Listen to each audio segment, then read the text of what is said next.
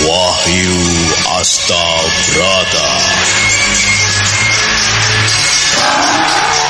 Wahyu Astabrata kali ini mengetengahkan episode ketiga dengan judul Pangeran Puger Balelo.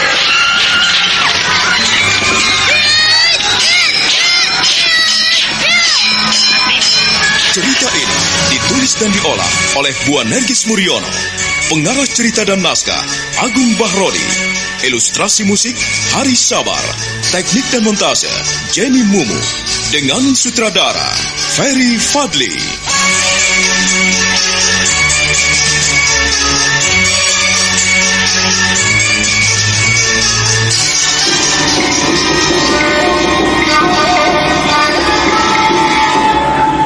Nini Warih kelelahan dan tubuhnya terasa sakit sekali.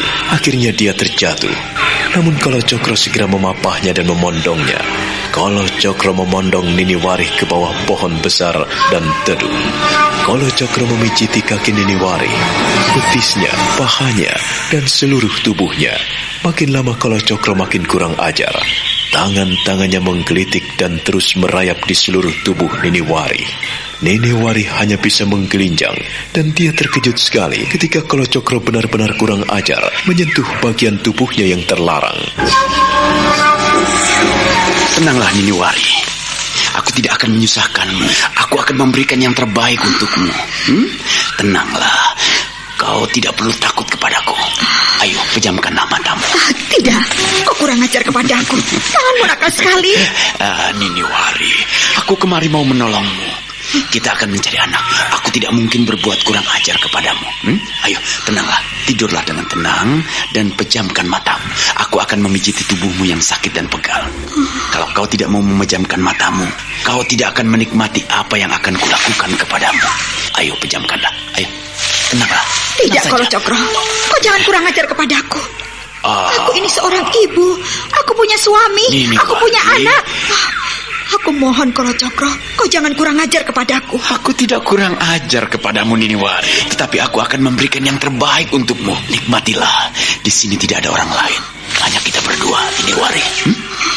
Tenanglah. Kolo Cokro, aku mohon. Sudahlah Kolo Cokro. Aku sudah tidak sakit lagi. Tidak, aku tahu. Kau membutuhkan sentuhan tanganku. Kau membutuhkan pijitan tanganku. Ayo tenanglah. Jangan kau anggap tangan-tanganku ini menyakitimu. Tetapi aku akan memberikan kenikmatan untukmu. Jangan takut Nini Warih. Tenanglah.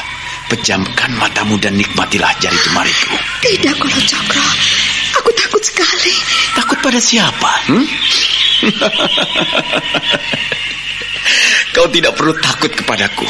Di sini hanya ada kita berdua. Pejamkanlah matamu. Aku akan menjagamu Nini Warih. Pejamkanlah. Pejamkan matamu dan nikmati sentuhan-sentuhan jemariku. Tidak Kolo Cokro. Aku tidak ingin kau permainkan. Aku tidak mempermainkanmu Nini Warih. Ayo, pejamkanlah matamu. Pejamkan. Enak bukan? Ayo, nikmatilah. Tidak ada sesuatu yang indah di dunia ini selain dicinta dan mencintai.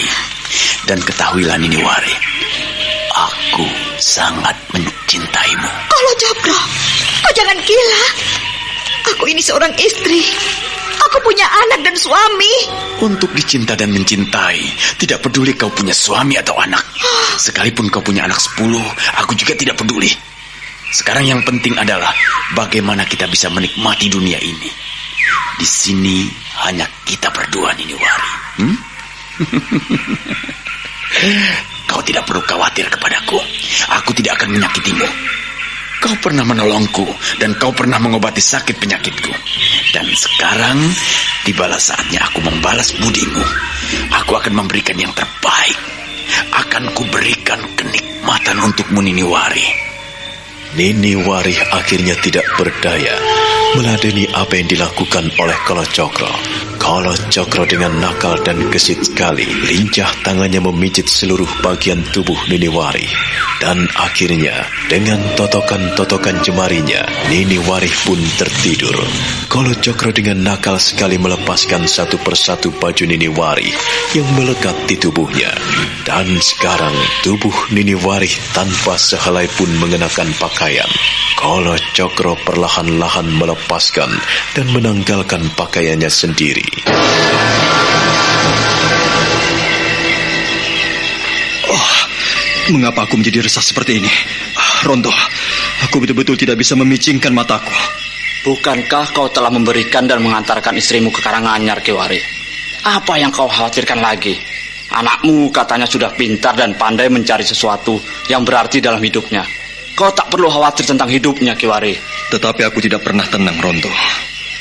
Aku selalu dilanda kegelisahan. Pikiran dan hatiku tak enak. Kenapa mereka kau biarkan saja tinggal di desa? Istrimu sudah ada di sini. Kau antarkan pulang. Dan setelah kau kirim pulang, kau menjadi gelisah seperti itu. Bagaimana pula kau ini, Kiwari? Tenang saja. Cobalah. Kau nembang atau bagaimana? Aku ingin mendengarkan suaramu yang merdu. Dalam keadaan sedih begini, siapa yang bisa nembang, Ronto? Aku tidak bisa nembang. Ya, kalau kau tidak mau nembang, atau aku yang nembang, supaya kupingmu budak, ha? Jangan bergurau, Ronto. Aku benar-benar tidak bisa. Kalau tidak bisa, ya sudah. Sekarang tidur lagi. Pekerjaanmu banyak sekali. Apa yang terjadi pada anak dan istriku? Aku benar-benar memikirkannya. Kiwari tak bisa tidur. Dia memiringkan badannya ke kanan dan ke kiri, lalu memukul-mukul alas tidurnya. Pikirannya galau karena ia memikirkan anak dan istrinya yang ada di desa. Sementara itu, Haji Sukmo yang ada di Gua Teratak kini sedang duduk bersila. Beberapa hari lamanya dia bersemadi di sana tanpa kawan, tanpa teman.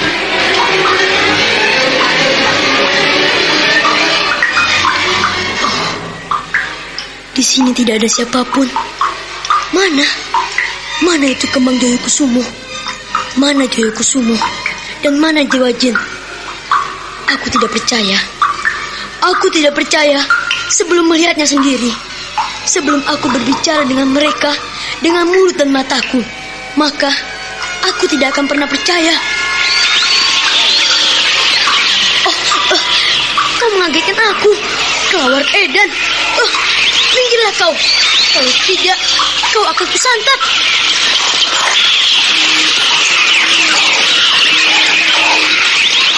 Nampaknya kalian akan keluar dari sarangmu. Cepatlah kalian pergi. Jangan mengganggu orang yang duduk bersila. Haji Sukmo, apakah yang kau cari, Ger? Di dunia ini tidak ada yang sempurna.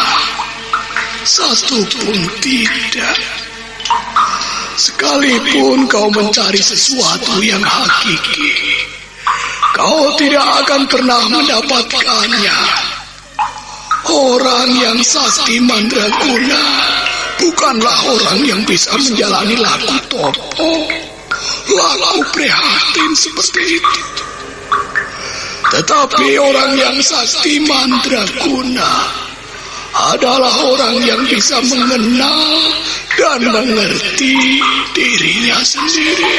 Tidak, Ted. Aku akan pergi mencari pagar diriku. Siapapun tidak bisa menghalangiku. Nenek atau kakek, lebih-lebih bapak atau ibu. Kalau kakek mau mengajarkan sesuatu yang berarti, aku baru mau diam dan tinggal di rumah. Tidak, Ger. Kau tidak akan pernah mendapatkan sesuatu yang kau cari. Sebetulnya segala sesuatu itu ada dalam dirimu sendiri.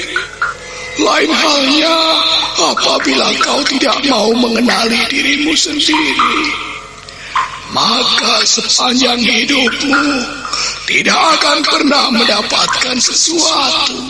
Di Gua Teratak ini, Kek, kau pernah menceritakan bahwa di sinilah terletak Sampur Jala Sutra, terletak pedang Kangkang, pusaka-pusaka yang sakti. Tetapi mana, Kek? Aku telah mencarinya di sudut-sudut. Yang ada hanya tumpukan kemenyan dan batu-batuan tidak berharga. Mana? Mana, Kek?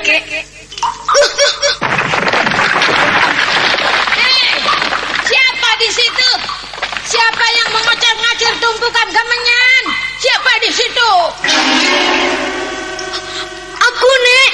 Aji Sukmo, anak Ki Wari, cucu Ki Wulung.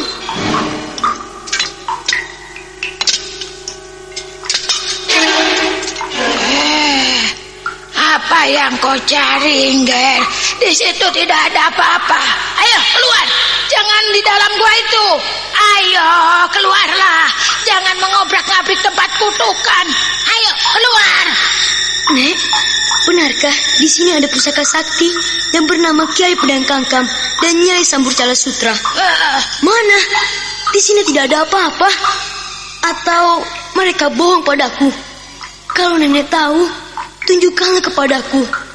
Aku ingin melihatnya dan aku ingin mengambilnya. Kau tidak akan pernah mendapatkan sesuatu di sini, Ngger. Di sini tidak ada apa-apa. Ayo, keluarlah. Jangan merusak tempat ini. Kalau ada orang lain yang tahu, kau akan dimarahi. Ayo, keluar. Kalau kau tidak mau menunjukkannya, aku bisa berlaku kasar padamu. Ayo, tunjukkanlah. Sukmo, Haji Sukmo. Namamu Haji Sukmo, tetapi kau bertindak kurang ajar di sini ya.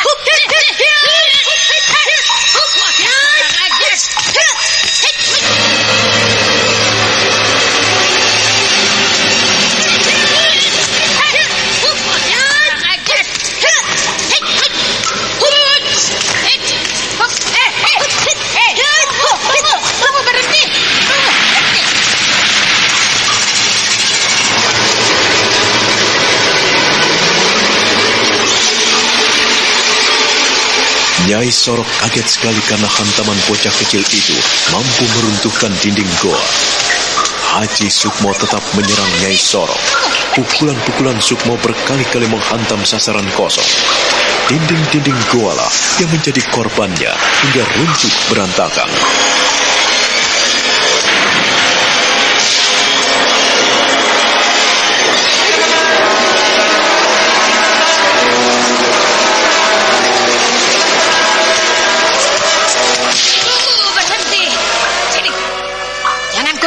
Di sini ya.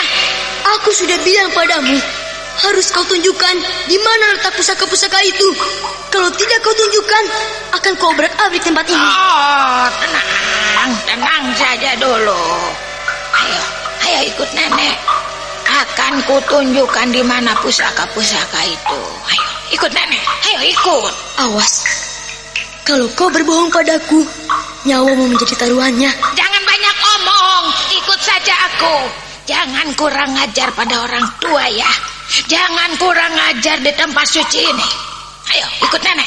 Ayo ikut.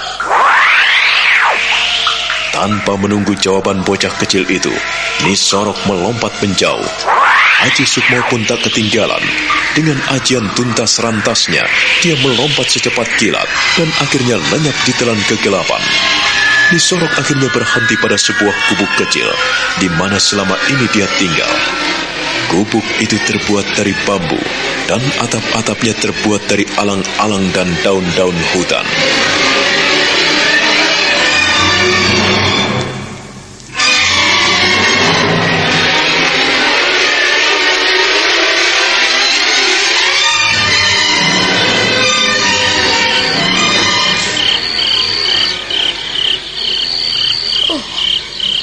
Tempat apa ini, Nek?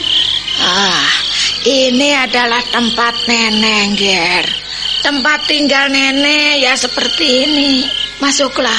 Ini gubuk nenek. Tempat untuk berteduh dari terik matahari dan hujan. Sekalipun sederhana, tetapi nenek bisa tinggal hangat dan tidur dengan nyenyak. Kalau melihat seseorang, janganlah kau lihat tempat tinggalnya atau pakaiannya. Tapi lihatlah hati dan pikirannya ya. Oh, tempatmu berbau. Aku tidak suka tinggal di tempat seperti ini. Jangan menghina nenek. Katanya kau ingin tahu di mana letak pusaka-pusaka itu. Kalau kau tidak menurut nenek, maka kau akan kecewa. Aku di luar saja. Kau tidak boleh seperti itu ya. Kalau kau tetap di luar, maka kau tidak akan pernah mendapatkan kedua pusaka itu.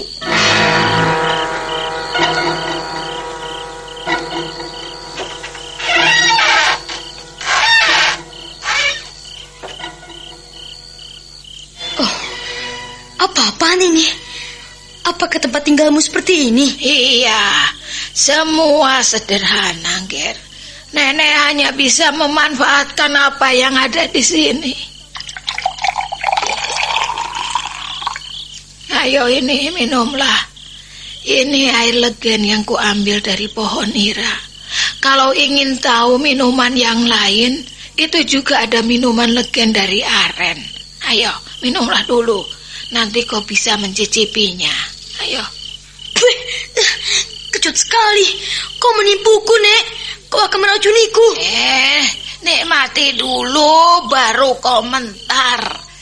Jangan bicara dulu. Kau merasakan air nira itu kecut karena mulutmu sendiri yang kecut. Sudah lama enggak minum, ya kan? Nikmatilah sedikit demi sedikit. Maka kau akan menikmati apa yang ada dalam air itu. Air nira ini memiliki khasiat tinggi untuk kekuatan tubuhmu. Ayo, minumlah. Tidak, aku tidak mau minum air kecut seperti ini. Masih ada air putih yang banyak di sini. Aku bisa minum air di kali atau di mana saja. Tidak minum air kecut seperti ini. Oh, kau tidak mau minum air nira itu, Ger? Kalau air legen, bagaimana? Aku tidak mau. Aku tidak mau minum.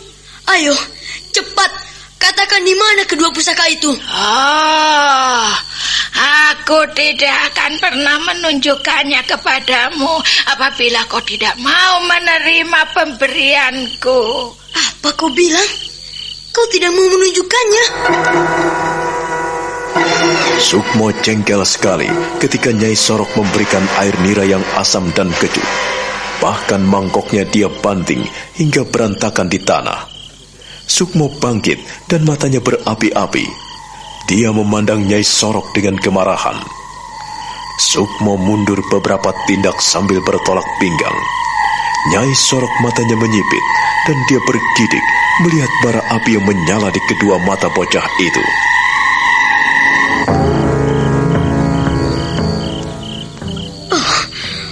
Mengapa kau berikan minuman kecut padaku, Nyai? Aku lebih suka minum air putih daripada kau racuni dengan air cuka seperti itu. Apa maumu? Kau berjanji akan memberitahu rahasia pedang Kangkam dan Nyai Sabur Jala Sutra. Tetapi kau mengajakku ke sini hanya ingin meracuniku. Oh, begitu? Tenanglah.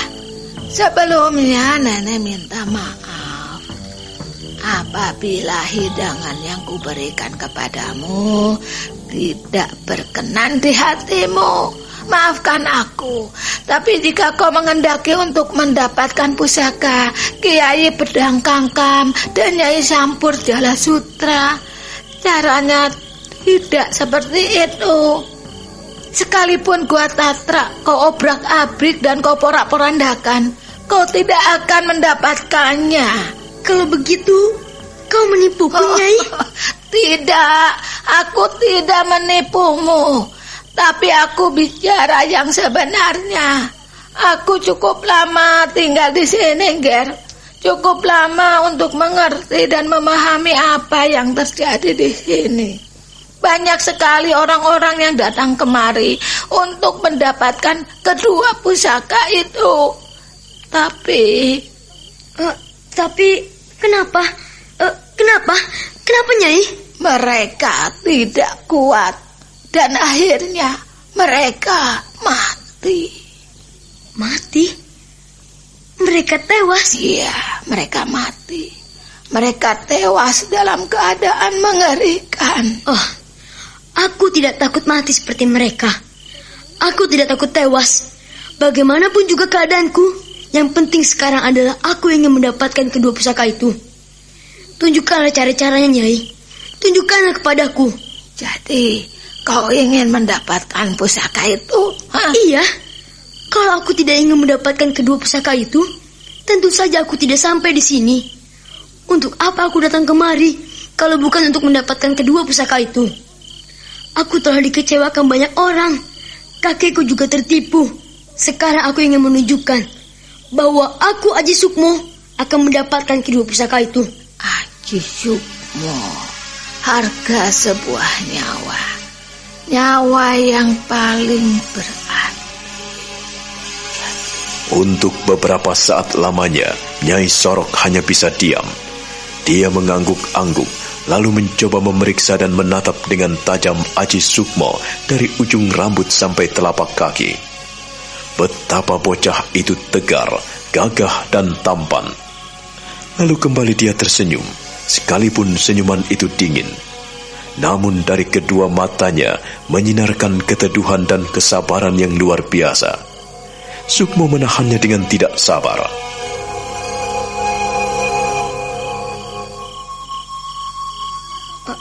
Ayo, katakanlah kepadaku, kenapa Nyai? Kenapa? Namaku memang Aji Sukmo. Ayahku bernama Wari dan kakekku bernama Wulung. Sudah paham? Oh, iya. Kau adalah nyawa yang memiliki arti. Nyawa yang sangat berarti. Warih itu air. Sedangkan Wulung adalah Raja Wali kecil yang galak di angkasa. Kau mewarisi kedua watak dan sifat kedua orang tuamu itu. Oh iya. Begini, Ger. Jika kau menginginkan pusaka Kiai Pedang Tangkam dan Nyai Sampur Jala Sutra, Nenek pikir belum saatnya kau mendapatkannya. Oh, mengapa begitu, Nek? Kenapa? Siapapun tidak ada yang bisa melarangku untuk mendapatkan kedua pusaka itu. Aku sudah mengatakannya kepadamu bahwa untuk mendapatkan kedua pusaka itu butuh waktu dan perjuangan yang luar biasa. Sukmo, apabila kau ingin mendapatkannya, datanglah kemari 2 tahun kemudian. Oh, kau tidak main-main, Nyai. Oh, Nyai Sorok, katakanlah kepadaku, kau jangan main-main. Aku tidak main-main, Sukmo. Aku berkata sebenarnya. Usiamu kutaksir saat ini tidak lebih dari 15 tahun. Atau barangkali malah kurang. Nyai Sorok, katakanlah kepadaku, sekalipun usiaku tidak memenuhi syarat untuk mendapatkan kedua pusaka itu, tetapi aku akan menunjukkan kepadamu kalau aku akan mampu melakukan segala sesuatu yang kau inginkan. Syarat kedewasaan umur itu paling utama, Ger. Lalu untuk apa Nyai menyebutkan satu persatu persyaratannya jika persyaratan yang utama belum kau penuhi? Jadi kau tidak mau menyebutkannya? Ku sebutkan pun sia-sia saja.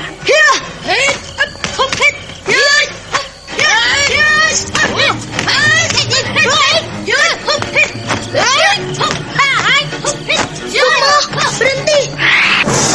Sukmo, apa yang kau lakukan dengan orang tua ini? Kau berdosa, Sukmo. Berani melawan orang tua. Apa urusanmu, Wulan? Kau tidak tahu apa yang terjadi di sini. Kenapa tidak tahu? Kau kurang ajar. Kau tidak tahu siapa dia. Kau tidak boleh mengganggu Nyai Sorok. Oh, jadi kau mau membelanya? Kau rupa-rupanya sudah berkomplot dengan orang ini. Sukmo, dengarkanlah. Tidakkah kau tahu Nyai Sorok adalah penunggu dan pawang di gua teratak ini? Mengapa kau tidak berlaku hormat padanya?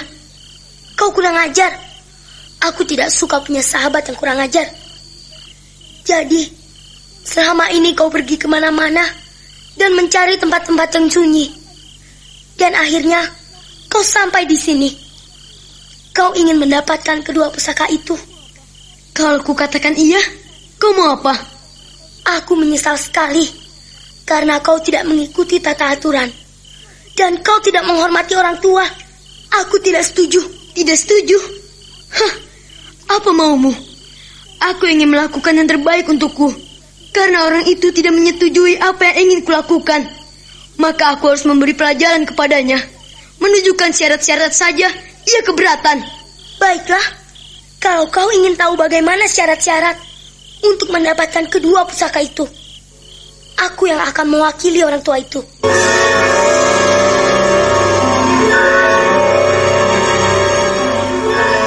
Wulan tidak mau memandang Sukmo.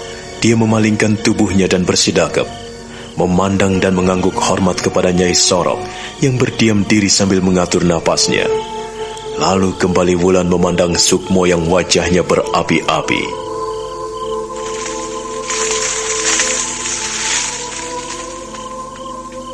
Kalau kau ingin mendapatkan kedua pusaka itu, syarat mutlak yang utama adalah saat umurmu sudah 17 tahun.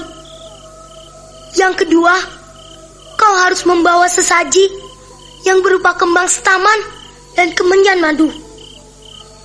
Kau harus duduk bersila di goa teratak itu 40 hari, 40 malam. Selama itu pula, kau harus tetap mengosongkan hati dan pikiran jiwamu. Kau harus memusatkan diri pada satu hal, permintaanmu. Ketahuilah bahwa pusaka Kiai Pedang Kangkang tidak ada di sini.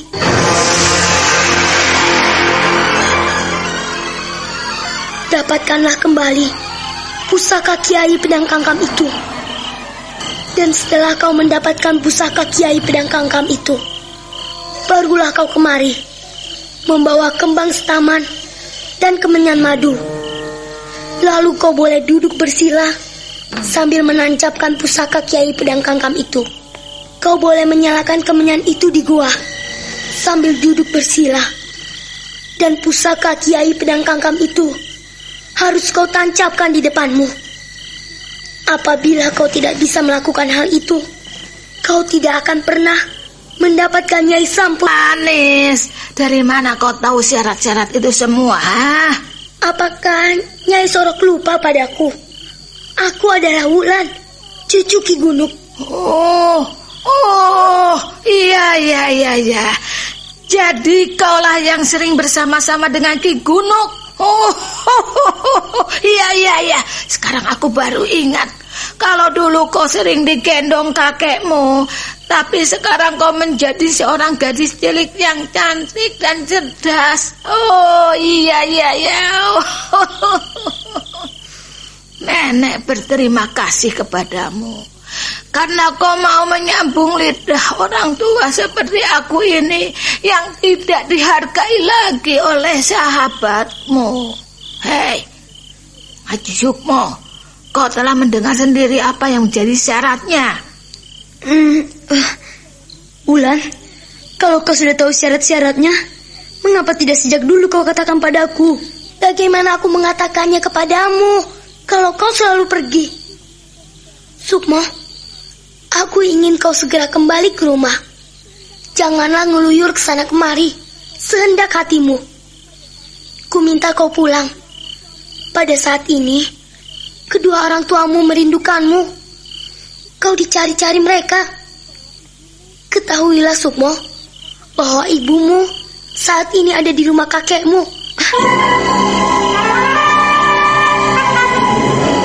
Apa Wulan? Ibuku sekarang ada di rumah nenek dan kakek. Iya, ibumu dan bapakmu datang ke rumah nenek dan kakekmu. Mereka juga mampir ke rumah. Tetapi kau tidak ada. Sekarang bapakmu sudah kembali ke Mataram. Ia menunaikan tugasnya. Sekarang tinggal ibumu yang menanti kedatanganmu. Kau tidak bohong padaku. Sukmo, kau selalu tidak percaya kepadaku.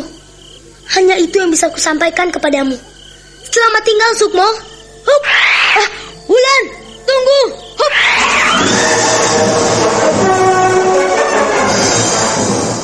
Tubuh Wulan segera lenyap di tengah hutan rimba. Sukmo pun tidak sabar. Dia mengejar ke arah mana Wulan berlari melesat. Nyai Sorok hanya menggeleng-gelengkan kepala. Dia sungguh takjub melihat kelakuan dua anak kecil itu. Dia tidak tahu harus berbuat apa, selain hanya menggeleng-gelengkan kepala sambil mengurut dadanya. Lalu dia kembali membereskan gubuknya yang porak-poranda di kocar-kacir Sukmo.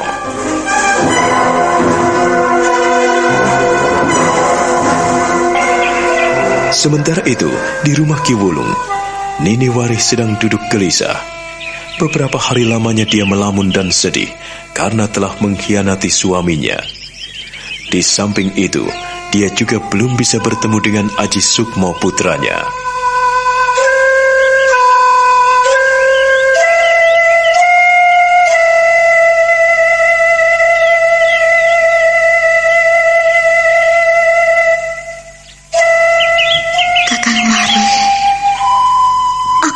Dosa kepadamu.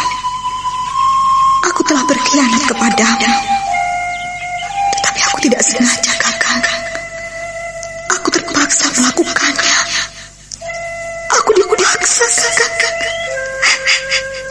Kakang Wari,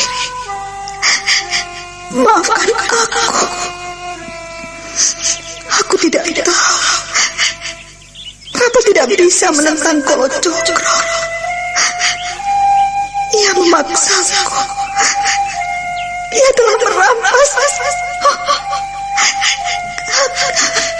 Nini. Kek. Ya, mengapa kau melamun lagi, Nini? Aku sudah mencari anakmu. Nah, pada saat ini anakmu memang sedang mencari dirinya sendiri. Akhir-akhir ini Sukmo sering belajar pada Kakang kuno di Gua Tritep. Tetapi ia belum menetap di sana. Nah, ketahuilah, Sukmo adalah seorang bocah, Nini. Tetapi ia sudah memiliki pemikiran-pemikiran dewasa. Kau tidak perlu bersedih. Cepat atau lambat, dia pasti kembali, Nini. Tapi lama sekali ia tidak pulang, Kek. Jadi kakek sudah menemui kakek Gunung? Iya. Kakang Gunung adalah sahabat karibku. Apabila saat ini Sukmo tidak ada di sana, ya artinya ia belum puas karena ingin mendapatkan sesuatu yang selama ini didambakannya. Aku turut bersalah. Nini. Sukmo pada saat ini sedang mencari Kiai Pedang Kangkam.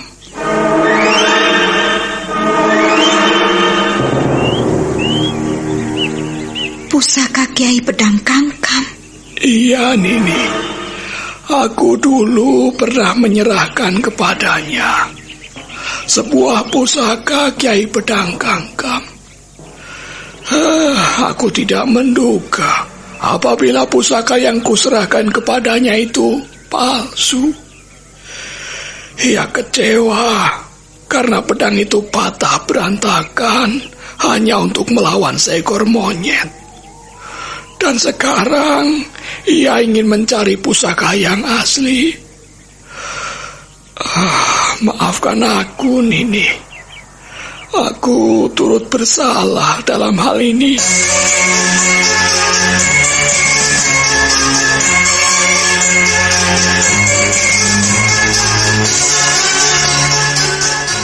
Nini Wari tidak tahu apa yang harus diperbuatnya.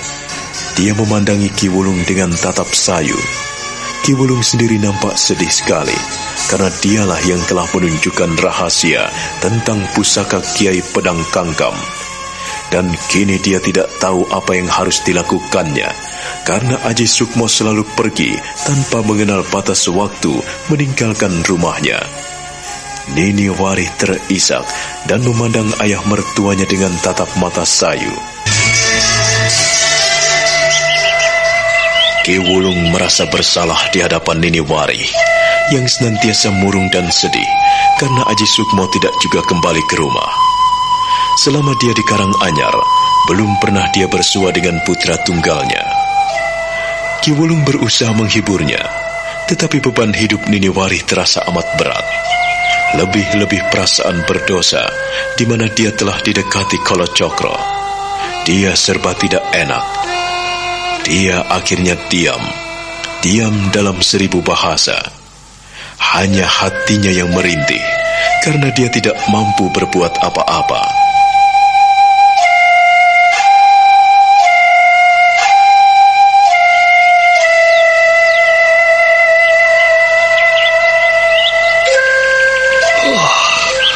Maafkan aku, Nduk. Aku memang tidak mampu berbuat apa-apa terhadap anakmu. Sudah ku cari ke sana kemari, tetapi tidak juga kutemukan. Ya, kau sendiri juga sudah mencari, tidak juga mendapatkannya. Ya, namanya saja bocah kecil yang berusaha mengenal hidup dan kehidupannya. Ya, sudahlah, Tondo. Kau jangan terlalu bersedih memikirkan Haji Sukmo. Suatu ketika ia pasti akan kembali. Tapi, Kek, sudah lama aku tinggal di sini. Tak juga ia pulang. Kemana dia, Kek? Aku telah mencari ke Gua Tritip, tidak juga ketemu. Hari ini juga aku akan ke Tratak. Ya, jangan-jangan ia bersemedi di Gua Tratak untuk mendapatkan Kiai Pedang Kangkam dan Nyai Sampur Jalasutra. Apa, Kek? Aku pernah menceritakan tentang 2 pusaka itu, Nduk. Nah, karena ia kecewa, terus berusaha mencari. Ya, aku minta kau tetap tinggal di rumah ya, Nduk. Jangan pergi kemana-mana. Akulah yang harus mencari. Nah, tolong kau pelihara kambing dan peliharaan Sukmo yang ditinggal begitu saja. Ya, tolong kau pelihara sebaik-baiknya, Nduk. Aku akan mencari anakmu. Iya, Kek. Nah, aku pergi dulu. Kalau nenekmu bertanya tentang kepergianku, katakan aku ke Gua Tratak mencari cucunya. Iya, Kek. Ki Wulung tidak sabar lagi. Dia meninggalkan Niniwari seorang diri duduk melamun. Dia menuju ke Gua Tratak. Niniwari hanya bisa diam sambil mengurut dadanya. Wajahnya sedikit kuyu dan dia merasa sekujur tubuhnya menjadi lesu. Dia memandang kepergian Ki Wulung dengan wajah sendu dan sedih sekali. Sementara itu, Haji Sukmo yang dicari telah berlari dan berkejar-kejaran dengan Wulan. Wulan terus berlari meninggalkannya, melesat bagaikan terbang, bagaikan burung bangau yang melayang. Sukmo mengikutinya dari belakang.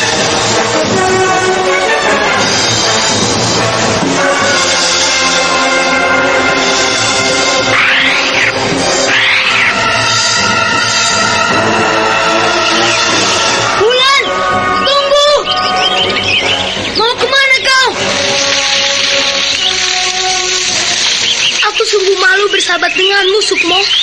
Kau tidak tahu duduk perkaranya, Wulan? Iya, aku memang tidak tahu. Tetapi kau keterlaluan. Kau tidak tahu siapa Nyai Sorok. Dia seorang perempuan yang baik. Mengapa kau memusuhinya? Karena ia tidak mau berterus terang kepadaku. Begitukah cara menghadapi orang tua, Sukmo? Kau ini keterlaluan. Beberapa kali aku memberitahukan kepadamu agar hati-hati dalam menghadapi seseorang. Tetapi kau tetap nekat saja. Beberapa kali aku tertipu, Wulan. Tidak tahukah kau hatiku? Aku berusaha untuk bersabar, tetapi dia memang keras kepala. Kalau orang tua keras kepala, aku pun harus lebih keras menghadapinya. Kau tidak perlu menyakiti hati orang tua. Benda-benda pusaka itu tidak ada di sana, dan kau pun tidak akan mampu mengambilnya. Kau keras kepala. Heran aku. Menasehatimu susah sekali. Aku tidak tahu, Wulan, harus berbuat apa. Aku telah memporak-poranda Gua Tratak, tetapi di sana tak kutemukan pedang Kangkam, apalagi Nyai Sampur Jala Sutra. Sungguh tak ada di sana. Kau tidak akan mendapatkannya karena kau belum memenuhi syarat, Sukmo. Kau lebih baik belajar banyak ilmu kanuragan pada kakekku. Aku sering ke sana, tetapi percuma karena ia diam melulu.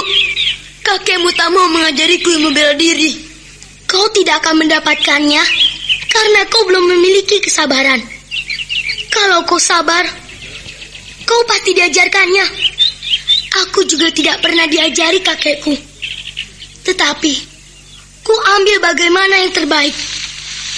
Aku mencoba merenungkan apa yang dilakukan kakek dengan duduk bersila seperti itu. Baiklah, kalau itu yang kau harapkan, aku akan menemui kakekmu. Sekalipun beberapa kali aku datang ke sana, dibiarkannya begitu saja. Kalau ke sana, cepatlah.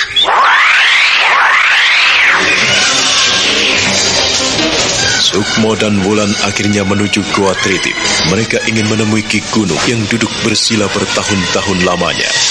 Pendekar sakti dan ulung itu telah meninggalkan rimba persilatan dan menyepi untuk menuju ke alam Kasampurna.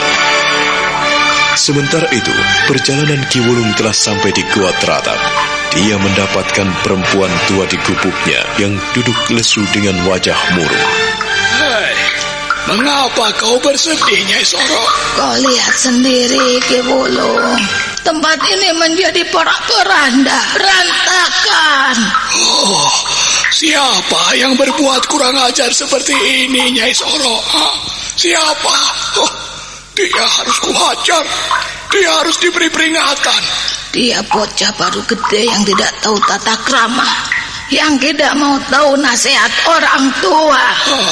Nyai Soro, coba kau ulangi sekali lagi. Siapa yang mengobrak-abrik gua ini, Nyai? Dia bocah kecil yang kurang ajar, yang memiliki kemampuan luar biasa. Mungkin ia telah memiliki ilmu gaib, sehingga mampu meruntuhkan salah satu sisi gua ini. Oh, lihatlah. Sudut gua ini hancur berantakan, dipukul dengan tangan kosongnya ketika ia ingin menghajarku. Siapa namanya? Siapa bocah itu? Apakah ia bocah kecil yang berambut gondrong? Iya. Ia mengaku bernama Haji Sukmo. Haji Sukmo? Iya. Apakah benar ya cucumu, Ki? Oh, Gusti yang Maha. Mengapa bisa terjadi seperti ini? Oh, Haji Sukmo. Benarkah, Ki? Benarkah dia itu cucumu? Karena ia mengaku sebagai cucumu. Apakah benar ia anak tunggal anakmu Wari? Apakah Wari sudah tidak bisa mendidiknya? Apakah kau juga sudah tidak bisa mengajarinya yang baik? Tunggu. Sabar, Nyai. Sare. Ya, kalau memang aku bersalah, aku minta maaf. Apabila Wari tidak bisa mendidik anaknya, kami minta maaf. Tidak bisa seperti itu. Aku tidak bisa memaafkannya.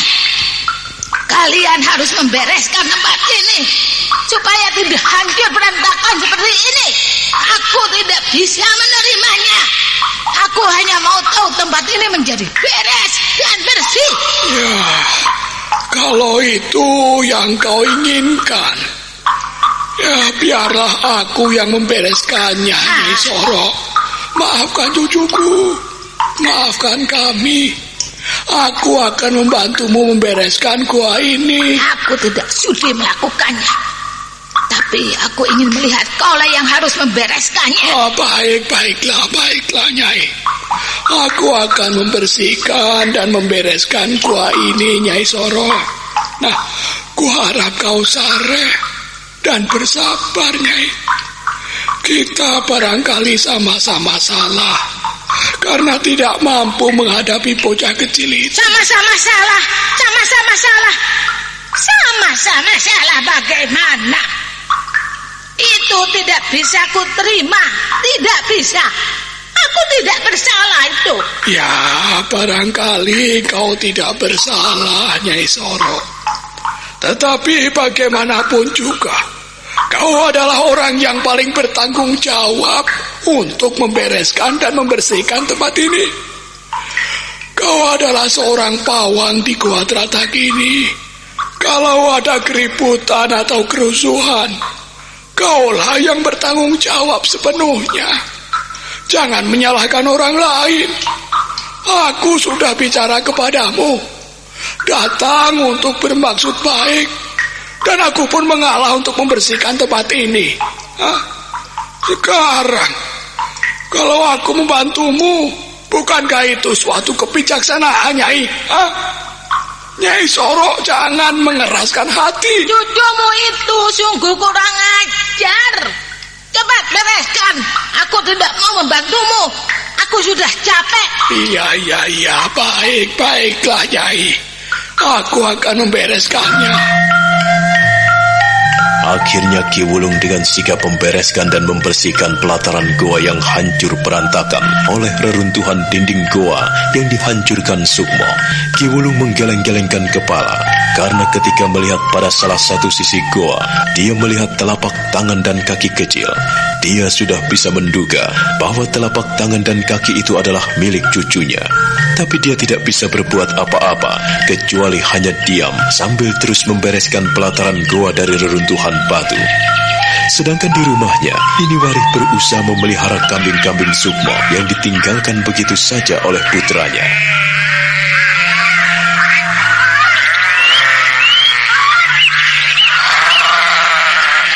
Makanlah, agar kalian kenyang.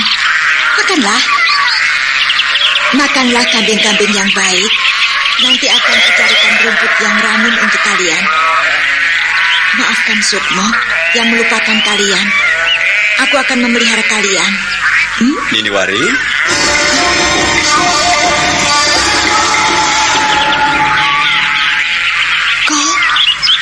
Kolo Cokro, mengapa kau datang kemari? Kau nampak benci sekali kepadaku, Nini Warih. Atau kau sudah melupakan masa-masa manis kita? Kau melupakan aku? Kolo Cokro, aku tidak ingin kau datang ke rumah ini. Pergilah. Kumohon, jangan sampai Nenek Wulung tahu hal ini. Pergilah, Kolo Cokro. Aku hanya mampir, Nini Warih. Aku tidak akan mengganggumu. Kau selalu berkata begitu apabila bertemu denganku. Kumohon, kau segera pergi sebelum Nenek Wulung tahu. Pergilah. Jangan membuat masalah di sini. Kau tahu, suamiku tidak ada di rumah. Pergilah cepat. Pergilah, Kolo Cokro. Aku tidak akan pergi, Nini Warih. Aku kangen sekali kepadamu. Kolo Cokro, kau tega sekali merusak aku.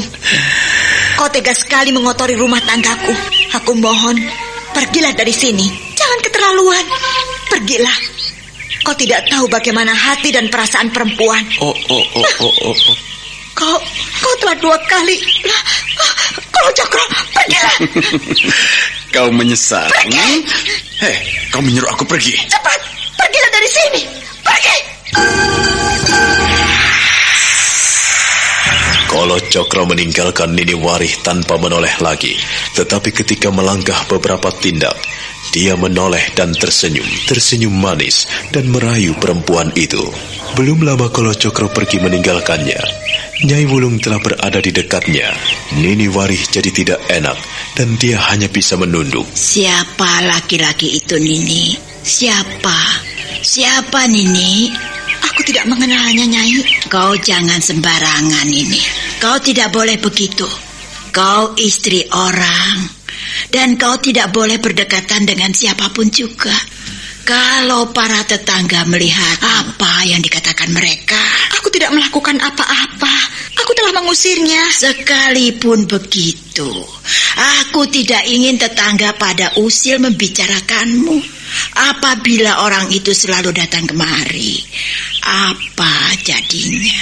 Jangan sampai kau menjadi bahan olok-olok para tetangga yang usil. Aku tidak melakukan apa-apa, Nek.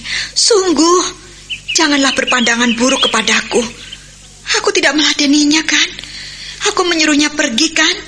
Nenek jangan berpandangan buruk kepadaku. Aku memang tidak berpandangan buruk kepadamu, Nini. Tetapi aku sebagai orang tuamu, setidak-tidaknya aku harus mengawasimu selama suamimu ada di kota Raja Mataram. Kau tidak boleh sembarangan.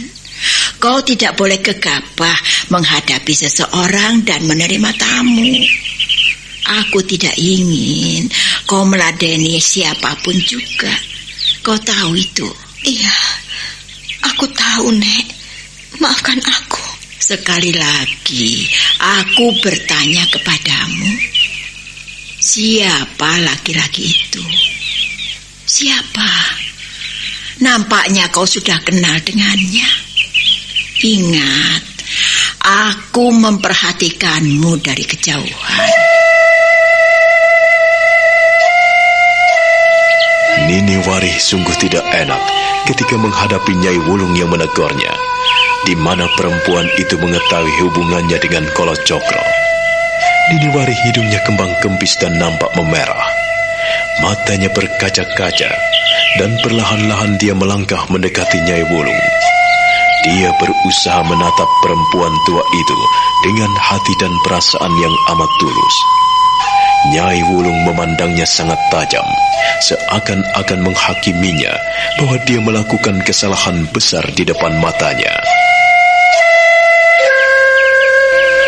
Maafkan saya, Nyai. Saya tidak melakukan apa-apa dengan Kolo Cokro. Dia adalah salah satu orang yang dipercaya oleh Pangeran Puger. Saya tidak tahu apa yang diinginkannya jika ia sampai di tempat ini. Sekarang sudah jelas permasalahannya. Ia menginginkanmu. Tidak, Nyai. Tidak, Nek. Tidak.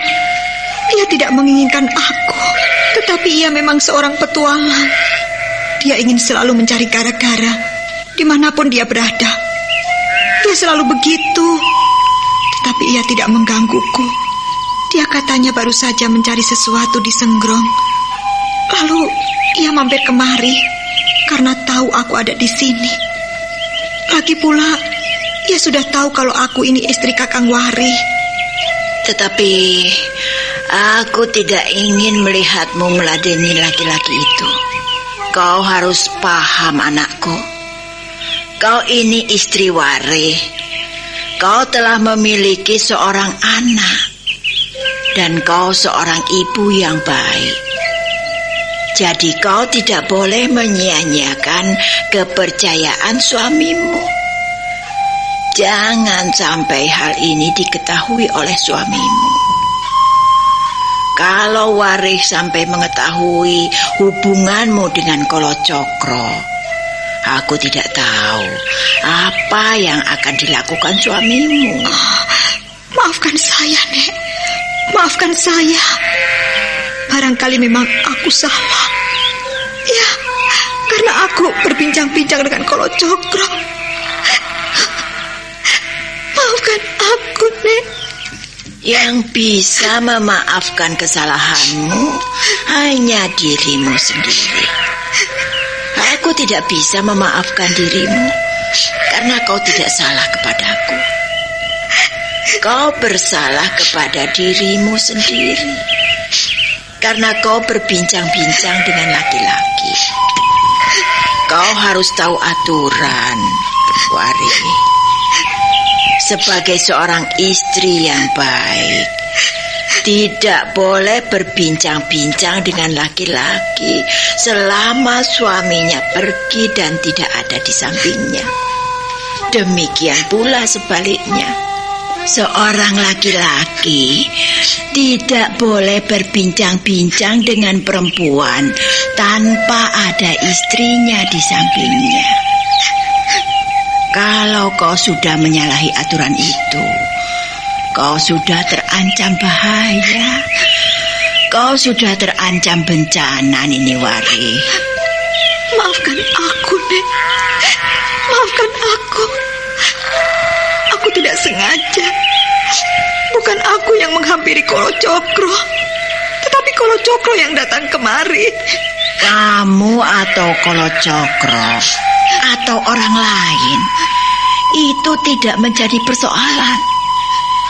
Tetapi yang menjadi masalah adalah bagaimana kalau kau berbincang-bincang dengan laki-laki lain selain suamimu. Kau tidak boleh. Itu tidak diperkenankan. Kalau kau sampai berbicara dengan laki-laki lain, maka akibatnya kau menimbulkan masalah di tengah-tengah keluargamu. Kau telah menyalahi aturan sopan santun yang ada di tengah-tengah masyarakat. Maafkan aku, Nek. Maafkan aku. Kau tidak perlu minta maaf kepadaku, Niniwari. Tetapi kau harus bertanggung jawab pada anak dan suamimu. Selain itu, kau pun harus bertanggung jawab kepada masyarakat. Karena kau tidak hidup seorang diri. Kau hidup di tengah-tengah masyarakat. Ingat itu. Di tengah masyarakat yang memiliki aturan dan tata krama. Maafkan aku, Nek. Ya, kalau memang aku salah, biarlah aku tanggung kesalahan ini. Apabila aku berdosa, biarlah aku tanggung dosa ini. Maafkan aku. Maafkan aku. Coba kau pikir baik-baik. Seandainya kau sedang berbincang-bincang dengan laki-laki itu, lalu ada orang lain tahu, apa kata mereka? Apa? Itu Niniwari, istri Wari itu menerima laki-laki lain di rumahnya. Maafkan aku, Nek. Maafkan aku. Dan apabila anakmu tahu kau berbincang-bincang dengan laki-laki itu, kau akan menimbulkan masalah. Kau tidak boleh seperti itu. Kau harus menjaga diri. Sudah, jangan menangis, tetapi perbaiki. Jangan sampai kau mengulangi hal-hal seperti ini. Terus terang, aku tidak suka. Niniwari hanya bisa terisak-isak, menangis di sudut kandang kambing. Air matanya membasahi kedua pipinya. Dia terduduk di sudut kandang kambing dengan hati yang pilu. Kakang Wari, maafkan aku, Kakang. Aku tidak sengaja berbuat seperti ini. Maafkan aku. Aku tidak bermaksud menyakitimu. Aku tidak bermaksud melukai hatimu. Sedikit pun aku tidak bermaksud mengkhianatimu. Aku tetap istrimu, Kakang. Oh, Kakang Wari, maafkan aku. Kumohon kau hati-hati, Nini. Jagalah dirimu sebaik-baiknya.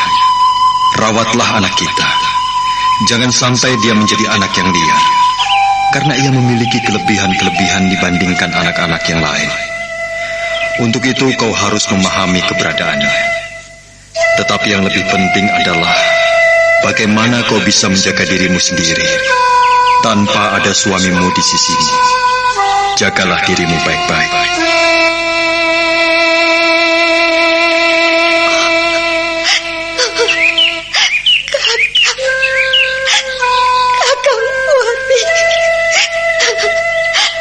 Maafkan aku, Kakang. Aku melukaimu. Aku berkhianat kepadamu. Kakang, maafkan aku. Maafkan Niniwari aku, benar-benar tidak berdaya. Dia semakin terisak-isak dan terseduh-seduh di kandang kambing. Dia menggeleng-gelengkan kepala sambil sesekali mengusap air matanya dengan ujung bajunya. Perlahan dia bangkit sambil bertahan di kandang kambing, berusaha berdiri lalu melangkah pergi masuk ke dalam rumah. Sementara itu, Sukmo yang berlarian bersama Wulan kini sudah sampai di depan mulut Goa Tritip. Mulut goa yang tertutup oleh air laut itu tidak nampak dari luar. Mereka berdiri termangu-mangu, masih ragu-ragu untuk memasuki goa itu. Ayo masuk, katanya kau ingin menemui kakekku. Aku jadi ragu-ragu, Wulan. Aku sudah jenuh. Aku bosan bertemu dengan kakekmu. Kalau kau bosan, ya sudah, aku akan balik. Tunggu, Wulan. Aku ragu-ragu karena aku khawatir kakekmu masih tetap diam dan tidak mau menegurku. Aku sudah sering kemari, Wulan, tanpa dirimu, tetapi dia tetap diam. Kalau kau mau memahami bagaimana ia diam, tentu saja kau akan mendapatkan banyak hal. Ayolah, masuk.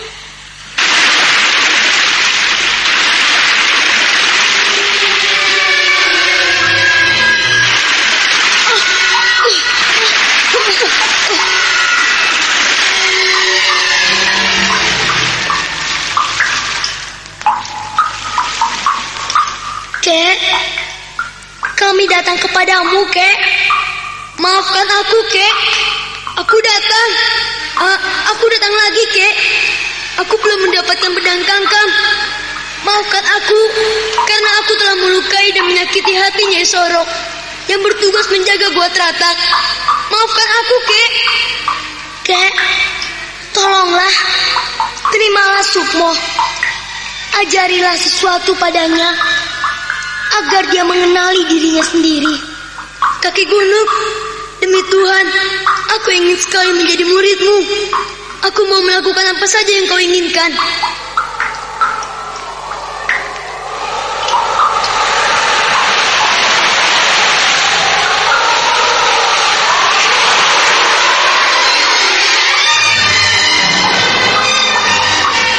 Kek, maukah kau menerimaku?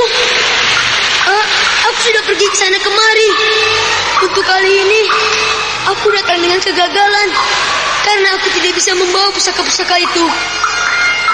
Ia telah gagal, Kek, dan ia merusak Gua Teratak. Ia menghancurkan dinding-dindingnya untuk mencari pusaka itu. Apakah kau tidak memberitahukannya, Wulan? Apakah kau tidak memberitahu bagaimana syarat-syarat untuk mendapatkan pusaka itu? Aku telah memberitahukannya, Kek, tetapi aku terlambat. Ia sudah buru-buru bertarung melawan nenek tua itu. Kasihan Nyai Sorok, ia dipukul hingga jatuh. Dan dinding-dinding goa itu banyak yang hancur berantakan karena dipukul Sukmo. Ampunkan saya, Kek. Maafkan saya. Ia tidak mau mendengarkanku, Kek. Ia keras kepala. Aku sudah memberitahukan syarat-syaratnya, tetapi ia nekat. Kalau aku tidak segera datang, tentu saja sudah terjadi pertumpahan darah. Sebetulnya apa yang kau inginkan dariku, Sukmo? Kau jangan membuat kesal dan gelisah orang-orang tua. Kau tahu, beberapa hari yang lalu kakekmu sampai ke sini mencarimu. Kemana saja kau keluyuran? Aku pergi, Kek. Aku mengikuti nasihat dan petunjukmu. Aku mencari diriku sendiri. Tetapi aku mencari kesana kemari, belum juga aku mengenali diriku sendiri. Siapakah sebetulnya diriku, Kek? Apakah kau tahu? Tunjukkanlah padaku. Sukmo, apabila kau ingin mengenali dirimu sendiri, kau harus minum air itu sebanyak-banyaknya.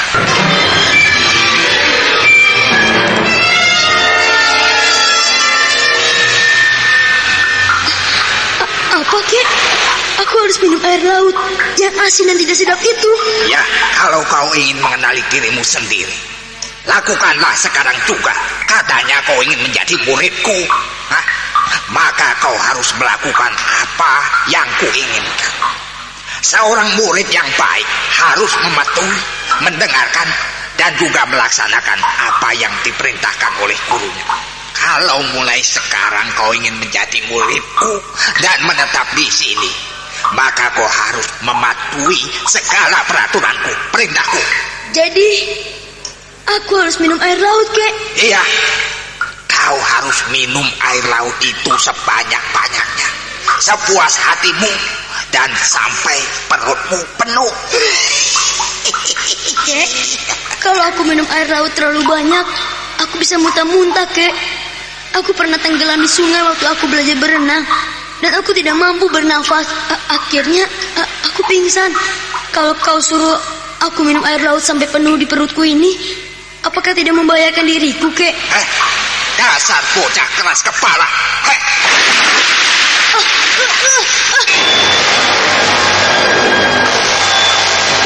Kek, bagaimana, Kek? Mengapa kau jahat padanya?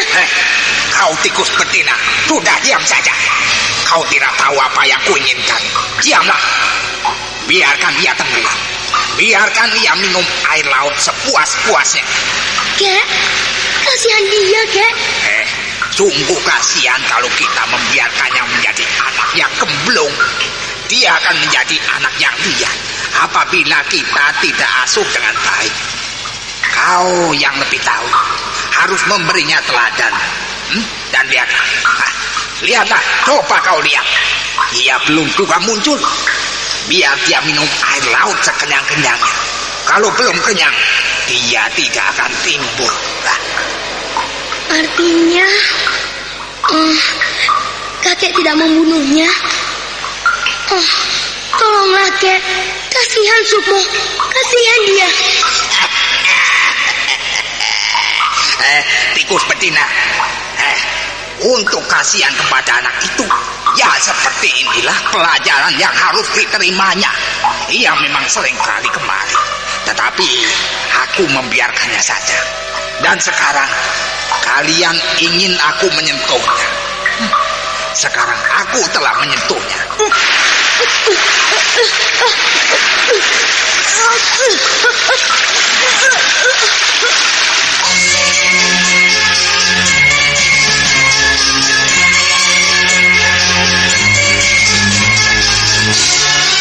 Wulan cemas sekali ketika Sukmo muncul dari dalam air dengan megap-megap.